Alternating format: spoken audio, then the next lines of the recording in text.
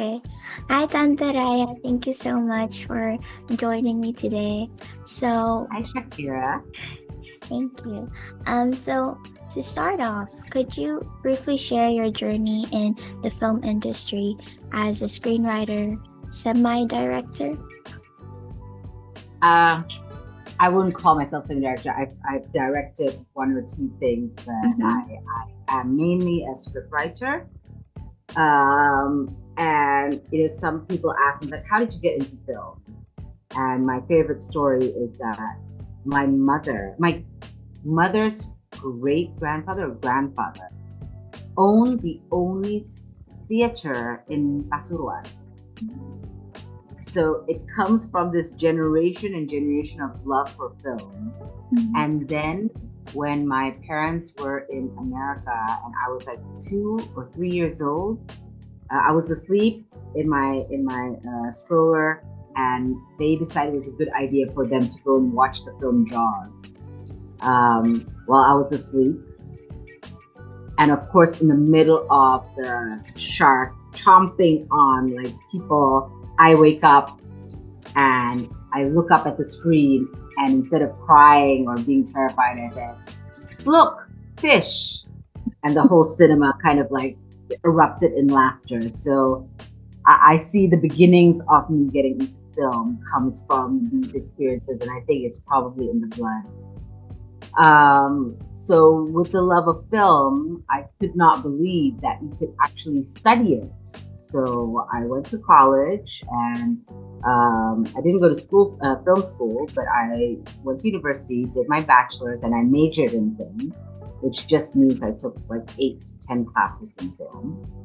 And when I came back to Jakarta, the film industry, after being kind of dead and dormant for about 10, 15, 20 years, was just having a resurrection. So everybody was looking for a writer, director, and so I kind of came back at the right time. I really liked script writing. I didn't like production. Production was just too chaotic. Mm-hmm. But writing was very nice. So I decided that's what I'm going to do, and that's how I started off in the industry. I had my first job, got awards for my first job, and then after that, the rest is history. I can imagine, like, as a student myself who writes a lot of essays. There's a lot of research that goes into it. And I watched 27 Steps of May and the interview that you did with Tempo and really liked how you talked about the research process that goes into it. So I wanted to ask you, how important is research when creating films to carry a strong message or maybe reflect historical context? Well, I think research is very, very important because the most important thing when you're writing a film is about believability. So if your audience doesn't believe your characters or doesn't believe the situation, they're out the window. They're going to switch off. So me as a writer, I have to have quite a wild imagination because I have not gone through the things that I'm writing about. So, in order to try to make it as authentic as possible, I have to really delve deep into research and also really try to put myself in my character's shoes so my characters don't sound pretentious or fake. So, in terms of 27 Steps of May, a lot of research went on because it is a difficult subject. And I, I needed to tread carefully on the subject. It's very sensitive, it's very difficult. So, I really need to understand the psychology of it all, and really put myself into my characters and see how they would feel. Only that way, you have to have quite high empathy being a scriptwriter or any writer, I think, because you really have to feel it the way your characters feel it, and then their action and their reactions and their dialogue become more authentic than if you just like kind of winged it. So research was very important, particularly for twin senses. Mhm. Um, and the kind of feedback, the best feedback you can get as a filmmaker, as a writer, is when your audience just you know, expresses to you that, like, how do you know? How do you know that this is how it is? How do you know that this is how people? I was like, well, again, it's research, and really going into the research, talking to as many people as you can. But again, the best reaction was like how people who went through these difficult things was able to completely relate to the character and to the actions of it. And that was very gratifying for us. So it's like, okay, so we kind of did something right. So I guess you could say like the secret of creating a story that's very rich is like having a combination between the context and also the creativity and how that plays in to the characters. Absolutely. It's you have to find that the emotion and the believability first, and after that you can use your creativity of how you're going to express it, because the emotion is the same. We all feel the same thing, but the way you express it can be very different. So as long as those emotions get expressed, even if you do it in different ways, people will understand, people will sympathize, and people will relate. Okay. So talking about that, I kind of wanted to analyze two dominant genres in Indonesian like entertainment that I see is sinetron and horror movies. So let's first talk about sinetron. I mean, my grandma loves sinetron. She just has it on 24/7.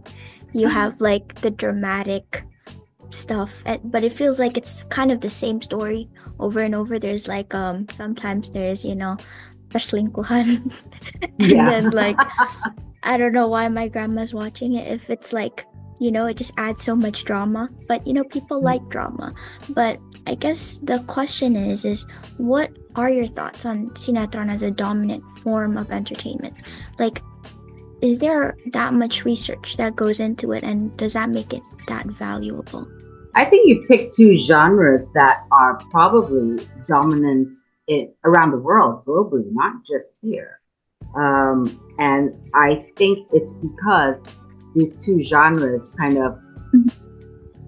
these are universal feelings that all humans have. One is the fear. Fear is very universal. And so that's why horror films succeed in almost everywhere, because the fear in you, everybody has that, and everybody likes to excite themselves with it. So that is always a genre that works. But also melodrama, not necessarily drama, because the genre drama, there's too much range in drama. So from one culture to another, even if you pit US drama and British drama, it's very different kinds of drama. The UK is much more subtle because culturally it's more subtle. Or Japan, much more subtle culturally. But melodrama, that's exactly what it is. Drama is an exaggeration of drama. That exists in all culture. And I think it is the excitement of watching conflict all the time. And that's actually what film is all about, right? It's about conflict. It's about drama. If you don't have conflict, there's no tension. If there's no tension, there's no drama. So in this genre, it is like super drama. And I think that relates to people. People like to be involved. They sympathize, and they get angry when the mother-in-law takes the money and gives it to the new daughter, the stealing, the affairs and everything. People get worked up the way the genre of horror does as well. It gets you worked up, it gets you fearful, it gets you excited, it gets you thrilled. So I think it's this extremes in these two genres that make it have a wide audience. Well, though we can see there's definitely improvements, there's now more Indonesian Netflix originals, for instance. But if you watch an Indonesian drama and you compare it to say Korean drama, why is it that the Korean drama attracts so many more audience, right? They have their own language. It's not English, but as a scriptwriter, what do you think is different within the quality? I think first of all, it's probably the writing. I think Korea has a better history of writing. So understanding structure, understanding drama, the three acts. I think they have a better educational system. You were Mm-hmm. saying that like you're busy writing essays. That's very good if you're writing essays. If you can't write an essay, you can't write anything. That's my opinion. So if you grow up learning how to write essays and you're used to it, that gives you a very structured mind, analytical mind, conceptual mind. And I think, I went to primary school here. I wasn't taught essay writing from a young age, and maybe in East Asia and definitely in the Western world, they really train you from an early age of how to Mm-hmm. structure and be and think systematically and analytically. So I think that's one thing. The second thing, Korea has the government is in full support of their film program, their music program, and they have created a brand that is something that is recognizable to people outside of Korea, and they have totally tapped into that with K-pop, with drama.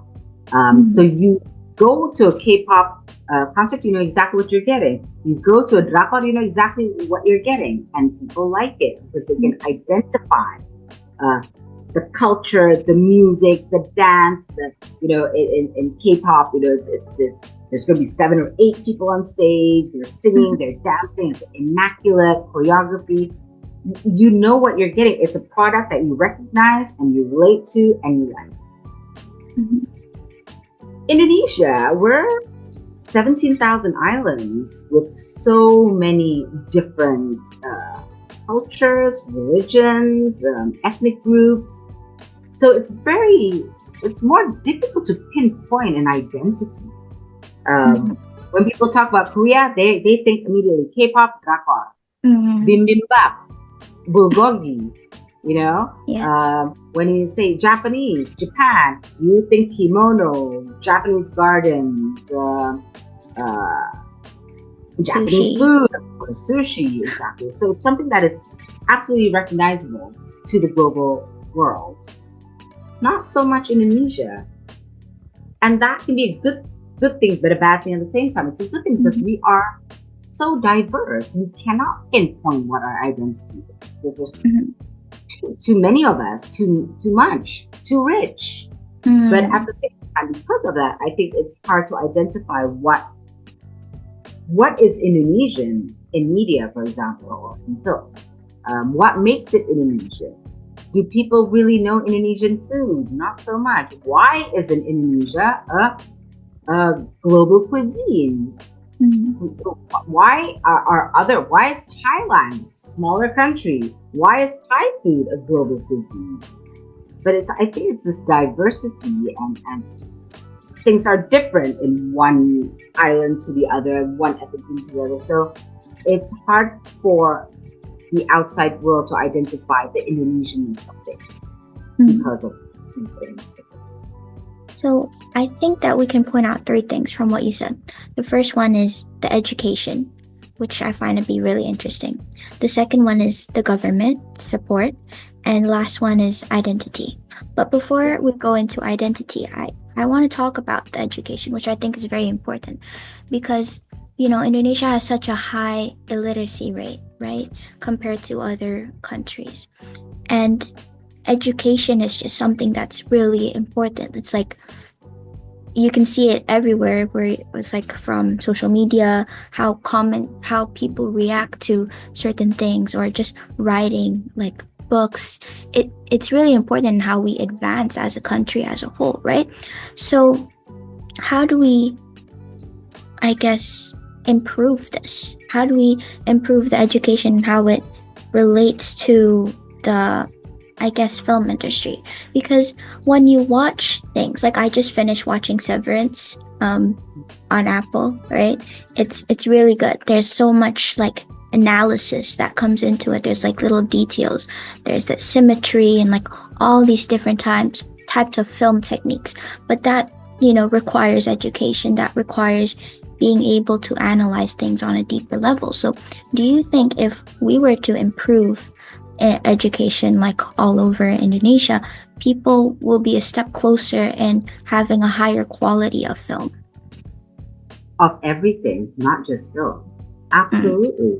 For me, education is everything because it's the foundation of mhm, everything that it's a way, and it's not the information, it's not the learning, but it's the learning process, it's the method of thinking, it's the way you analyze. Um, I went to school during the Suharto era. I never understood anything. This is the question, this is the answer. And I would say, but I don't understand the question. And they said, doesn't matter. If this question comes up, you have to answer this. I never understood. So if you're being taught for generations, things like that, you're not encouraged. There was never encouragement of discussion. There mhm, was never encouragement of challenging your teachers or the subject. When I remember when I was taught history, Indonesian history, and about all the heroes, all the pahlawans, I never knew what these pahlawans did. All I had to uh, hafal, hafalin what their name was, where they from, where they were born, when they died. But where's mhm, the narrative? The most important part is like for me, what is of value is not when they were born or when they died. What's of value of me is what they did. That's the storytelling of it. And that's why I never did good in my primary school in here in FA here because I didn't understand anything. I didn't know what the story was. I didn't know what these people did. And I didn't understand why they were not teaching.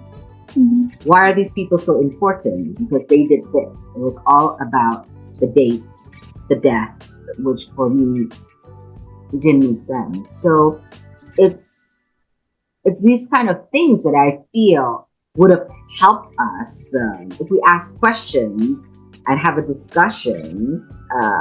That would have helped us in our critical thinking and our analytical thinking and systematic thinking and conceptual thinking. mhm, But these things were not really part of my primary school education.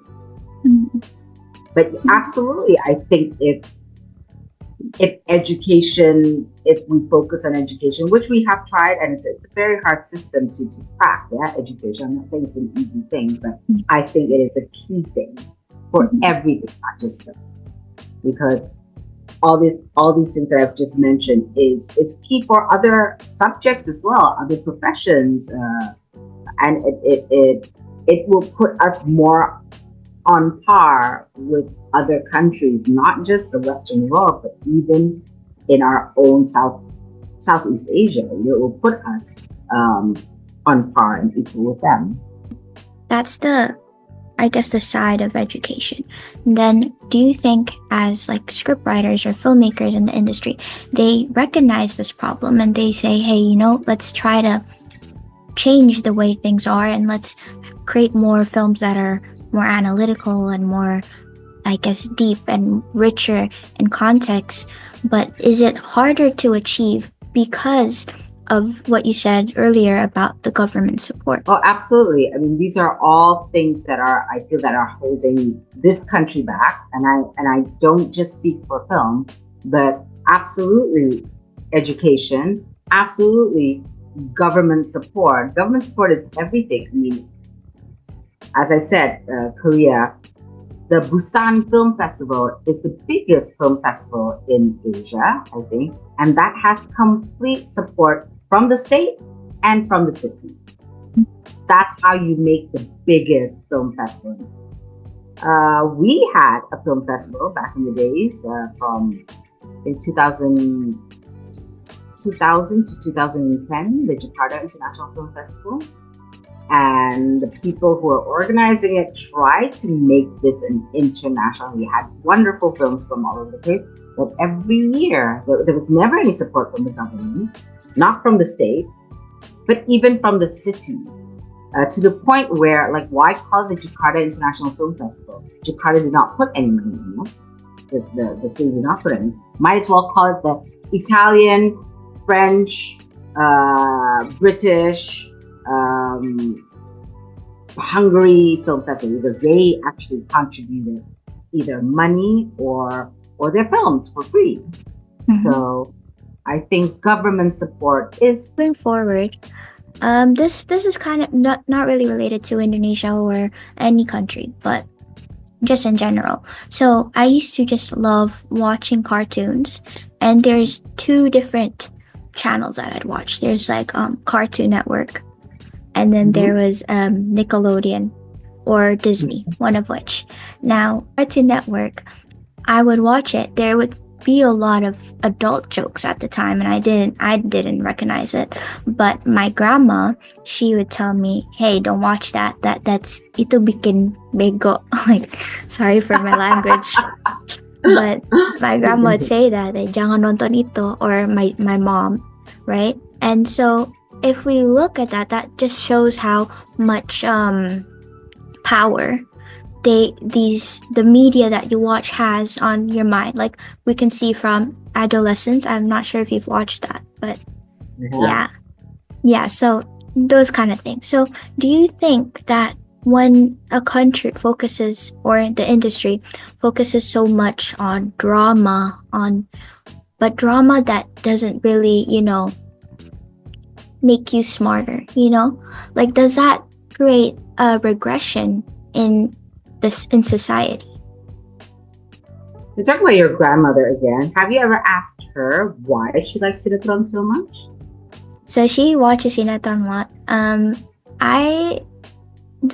We say it, but she doesn't really have an answer. We're like, kenapa nonton terus? Ini makanya jadi stres banget.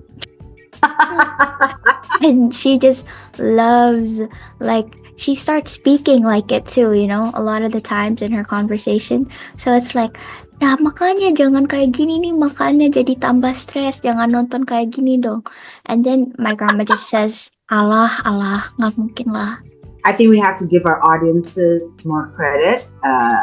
Hopefully they know what is real and what is not. And obviously in cinetrons, it is a real exaggeration of drama, exaggeration of situations, which we can say about normal films as well. Everything is a slight exaggeration from reality. As Alfred Hitchcock says, film is life and taking out all the boring stuff out of it for your normal life, and putting it in one film. So in terms of the creators, me personally, I feel that I'm accountable on what I put on the screen. I feel that my job as a filmmaker is to not conform with norms, but to kick doors and to open a discussion on things and not just confirm things that are already there. I think that's my job as a filmmaker. Why confirm if for example, women being weak, women being abused, women, okay, so how do we empower them? So I usually, when I get offered stories, I look at certain elements, and it needs to fit with my view of what I want the world to be, or what I want people to be, or what I want women to be, for example. Not saying that I don't like writing about evil people. I love doing that as well. But for example, if I'm given a story where I feel it sounds too masculine and the women are just following what all the men are doing without her being clever enough, at the end she wins, or she was manipulating them, like it doesn't sit well with me. So I would always try to empower them, or explain, even if they lose at the end, to explain what happened, why that happened. So I feel I have a responsibility to my craft. I have a responsibility to whoever watches my craft. So yeah, I try my best I don't have a message, but I I try to write films that is aligned to my values and my principles. Yeah, I like that. Do you think that we need more people like you in Indonesia's and film industry? I know there's a lot of great directors out there. I know Tante Shanti as well. But That's if great. we take the whole 100%, are you just just a fraction, and do we need more focused, like more people focused towards these kind of issues and creating a purposeful message? I feel, I mean, I feel, I don't know about purposeful message because that feels just heavy handed, but just to try to find the authenticity in your stories, stories that are around you. It doesn't have to be like sort of like morally or whatever, but I do feel a good balance. I mean, we need our sort of indie films. So it's not just about the box offices. It's not just about the ticket sales, but it's also about passion. It's like, what am I passionate about? What are you passionate about? What type of stories do you want to tell? And not just succumb to like, well, this is what the audience wants or what we think the audience wants. And this is what will make the box office hit. Because a lot of times those are not true. You decide, you try to read the market, you try to specify which things will make it a box office or which things do the audience want to watch. And a lot of times you're wrong. And I think when you come from a place of passion and you just like, it's that passion that drives you to create your art, I think that is, again, more, I think it reaches people more because it touches people, it moves people, rather than you trying to calculate all the time. But an industry is an industry. It needs that money moving. The commercialism needs to be there for an industry to grow and develop. But you can never, I feel you can never abandon the indies and the artists and the art house just driving from passion. I think that's really important. If passion dies, humanity dies,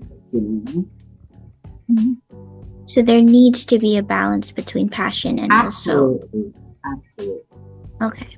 So now moving into the horror movies, right? I think this has something to do with the identity that you've talked about. So don't you think that maybe it's since we're so diverse, it's hard to just pinpoint like one true form of Indonesian because that's just not possible. But maybe what is one thing that we can pinpoint is the horror, because there's so much like horror that stories in Indonesia, different like myths and like tales. Is this the one thing that's our culture or our identity that can be marketed to countries outside of Indonesia? I think you're correct in that sense that I think the whole of Indonesia kind of knows the folklore, the different folklores. They know the different folklores, and that's what unites them in their fear, because they've heard it before. They've had their parents tell them bedtime stories. You camping like with your friends, you tell those stories. So these things unite you in the fear and in that feeling and in that familiarity of the subject. Well, look at so many Asian horrors have been remade by Hollywood. So Japan with the Ring. There's so many, that have been like the Koreans as well. So they have been able to, again, package their folklore and cross borders with it. So maybe we need to package our folklore and try to, but maybe we also don't make films for We don't make films for the global market. Maybe we still are more comfortable making films for the local market. And so maybe that's a problem. That's also limiting this global recognition of Indonesian film industry, is because we are not thinking enough about the outside world. We're thinking too much internally. For a global audience, you have to teach them the rules. Okay. So we need to familiarize them with these folklores and with these the culture and the tradition. But again, it's difficult. The culture and traditions from each island is different, but maybe the folklore get united. So I saw this one movie. I think it was George Clooney. I'm not sure, but it was pretty recent, and it was obviously a Hollywood movie, but they had Bali in it. So maybe it's always Bali, but if we were to create genre diversification, and like you said, we have this package, what else can we put into there other than horror or maybe Bali? Well, let's start with Bali first, because that film was not even shot in Bali. Oh, That was shot in Australia. no So wonder. again, what will make Indonesia more recognizable to the outside world, if we got rid of all this red tape, all these regulations about filming there, all these rules and like the primans come in and like ask for money and things like that. I mean, if a big Hollywood film wants to shoot, I'm not saying that this is what happened with this particular film, but it would be great if we start making Hollywood films in Indonesia or set in Indonesia. Why isn't there a James Bond film set in Indonesia? James Bond films are set everywhere, and Mission Impossible are also all around the world. Why can't we have those in our country? Because that will add recognition to like, we know where this is. This is in Indonesia. So that will help us all. But that, again, needs government support to make it easier for these productions to be made here, as opposed to, well, White Lotus. I mean, I'm watching White Lotus season 3, and I think this could have easily been in Indonesia, Bali, or wherever. Bali is just Bali is kind of like, people know Bali more than they know Indonesia. So let's run with it. Let's use it. It doesn't matter. Like, let's get in there or get out there through whatever people recognize the most. Bali is the place that people recognize the most. Let's use that to brand ourselves. It's okay. Later on, once they're in, then we'll see. So, but I was seeing season 2. I was like, oh my God, now I don't think they can make it in Egypt, because it might be too similar. The exoticism is too the same. A resort in Bali looks the same as that resort wherever it was shot in time. Koh Samui, I think. The 4 seasons was it. Yeah.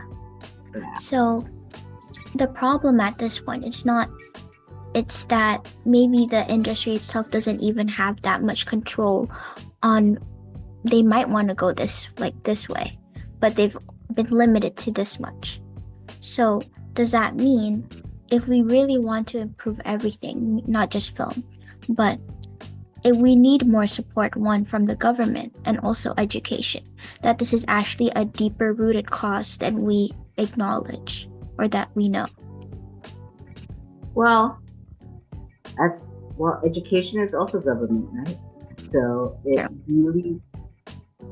really comes down to your government doing something for the country, working for the people, working for the country. I think the last administration kind of did well in the film. Like a lot of Indonesian films were really having presence in international film festivals, and the administration was supporting them. It's good, and we're hoping that will continue to happen in this administration. But with each administration, the priorities differ, and you don't know what programs will continue and what will not. It depends on the vision of that particular administration of the time. So if Now let me ask you about my generation. Right, Okay. so we're going to be the future. Like they've always emphasized that we're going to be the future stakeholders. We're going to be the stakeholders of Indonesia's future. And You so, guys are Z, right? Z, Are you guys Z? Are you Z?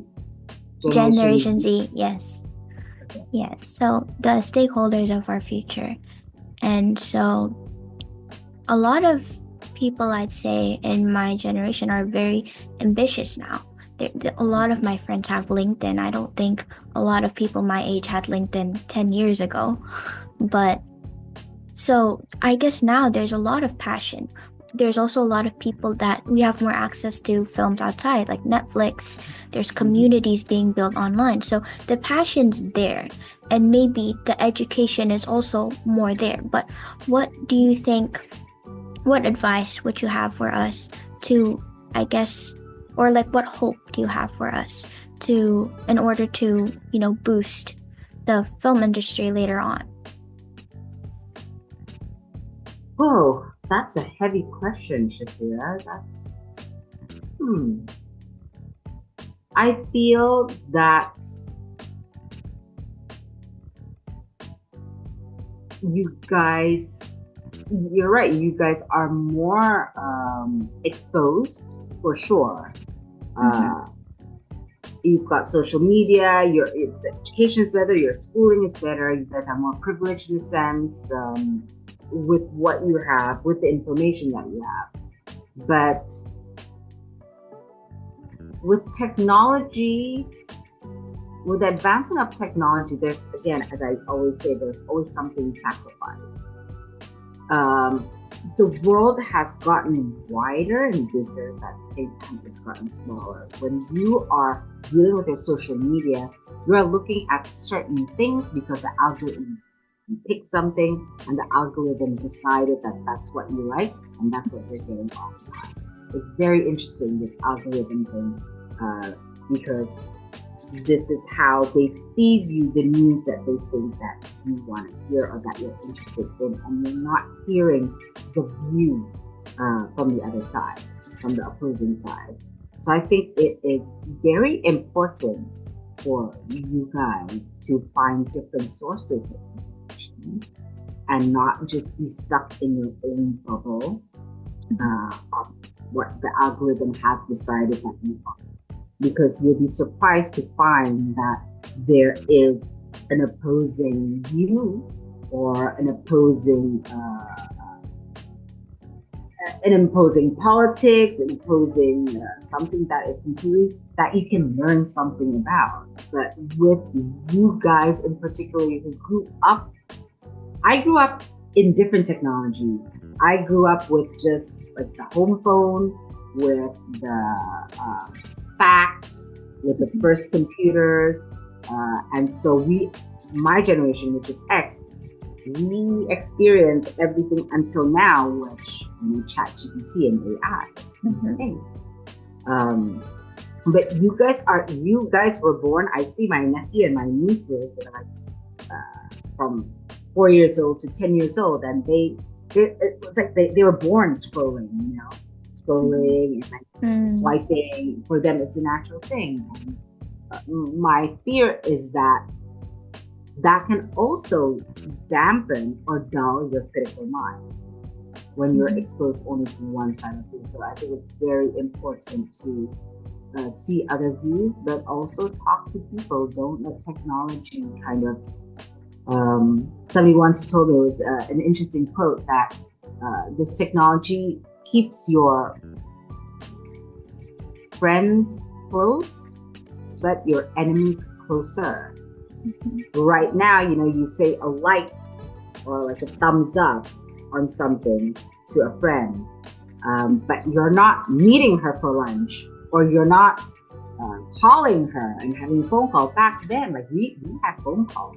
So human connection, I think, is very important. And as we both saw in adolescence, back in the days, we only worried about the enemy outside, which was in the classroom and at school, the bullies at school. Now, even when you think your kids are in a safe space, like in their bedroom right now, parents don't know what's happening in that safe space. They have no idea that bullying has entered your most private space, which is your own bedroom, through social platforms. So it is very important, I think, for your generation, the generation after you, that there is a world out there and not just this. And this is very interesting. It's very good, and you can't reject it. You just have to go with it. But don't forget that human touch, human connection, that is the real stuff. That's beautiful.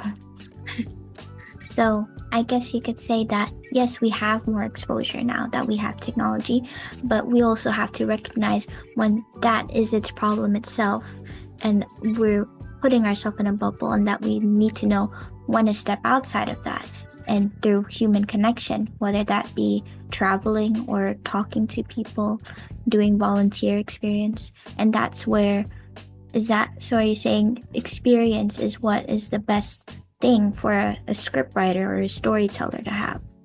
Experience is great. Asking questions is great. I remember when I was traveling, I used to ask people for directions, but now what do?